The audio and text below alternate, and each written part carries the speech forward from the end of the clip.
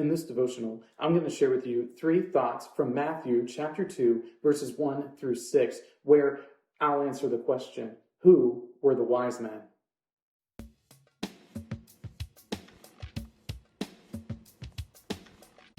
Matthew chapter 2, verses 1 through 6 says, Now after Jesus was born in Bethlehem of Judea, in the days of Herod the king, behold, wise men from the east came to Jerusalem, saying, Where is he who has been born King of the Jews? For we saw his star when it rose, and have come to worship him.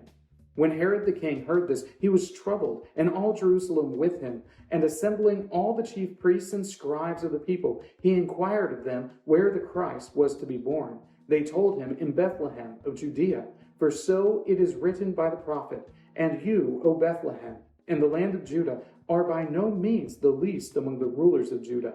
For from you shall come a ruler who will shepherd my people, Israel. In the Christmas story, we have these Magi from the east, these wise men showing up and going to Herod and asking him, Where is the King of the Jews? We've come to worship him. And this is such an odd experience for Herod to have, because he just wouldn't expect someone to show up and claim to be a king or to search for a king other than himself. So because of this, the whole city is in an uproar, and all of them are wondering, who are these wise men?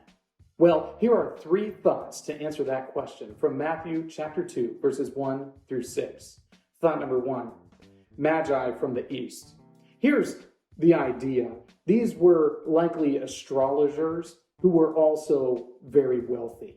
They were probably men who had inherited some of the Jewish wisdom literature from the period of time when the Jews were in exile. They probably had inherited the stories of Balaam, who had predicted of a star being granted to Israel.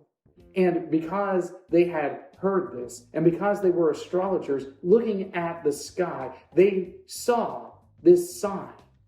They saw this sign that prompted them to come and seek out this King of the Jews that was so rooted in the culture of the Israelites that it had lasted for hundreds of years.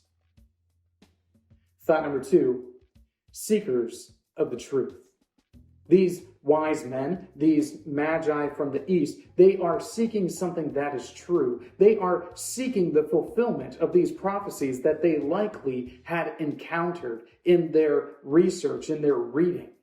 And when they saw the star in the east, it came to them as a sign that a king had been born for the people of Israel. And because of this, they traveled. They wanted to see this great king. They wanted to experience this great fulfillment of prophecy that had come down to them through the ages. They were seeking the truth.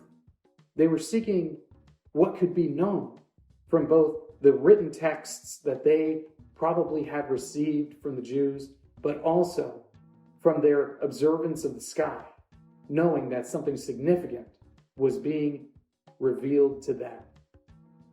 Thought number 3, worshipers of God. I don't think that the Magi were necessarily believers. I'm not entirely convinced of that fact. Here's what I do believe, though. I do believe that they were coming to worship God because they had witnessed something that prompted them to remember something that they had studied in the past. And they're seeing all of these things align. And as they see the prophecies aligned with the events that they're experiencing by witnessing the star in the night sky, they are prompted to worship a God that they probably didn't know very well. They were coming to worship the King of the Jews, but it's unlikely that they realized just how significant this king would be. I doubt very much that they knew that this king was truly God made flesh, that it was the incarnation of the second person of the Trinity. But they did know that this child that they were seeking out was special, that he was significant, that he was important, that he was the ultimate fulfillment of these prophecies the Jews had passed on and along for generation by generation, that he was the one promised of God. And because of that, they came to worship. These three thoughts come from the assigned reading of Matthew chapters 1 and 2. If you'd like to read through the Bible with me, you can do so by subscribing to this channel and clicking on the link below. Or you can join the Facebook group Through the Bible, where we are reading through the text of Scripture together.